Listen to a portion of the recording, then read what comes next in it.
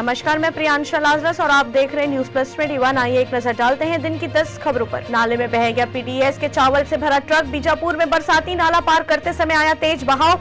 Sukma border पर बाढ़ की स्थिति। आइटम गर्ल पर भड़की सियासत। मंत्री कवासी लखमा बोले यह आदिवासियों का अपमान। बयान के लिए माफी मांगे अजय चंद्राकर। छत्तीसगढ़ में कोरोना से 3 की मौत। मरने वालों में 2 को टीकों की एक भी डोज नहीं लगी। संक्रमण दर हुई 2.53%। गुजरात के 550 ग्राम पंचायतों में 40,000 किसान कर रहे प्राकृतिक खेती, बोले पीएम मोदी। श्रीलंका की हर संभव मदद करेगा भारत, विदेश मंत्री एस जयशंकर का बयान। उत्तर प्रदेश सीएम योगी ने मुलायम सिंह यादव से मुलाकात की। तिहाड़ जेल में 81 अधिकारियों और कर्मचारियों के खिलाफ एफआईआर दर्ज। ईपीएफओ का बड़ा निर्णय, एक साथ सबको पेंशन देने की तैयारी। काली की डायरेक्टर लीना मणिक मेकलाई को आ रहे धमकी भरे मैसेजेस।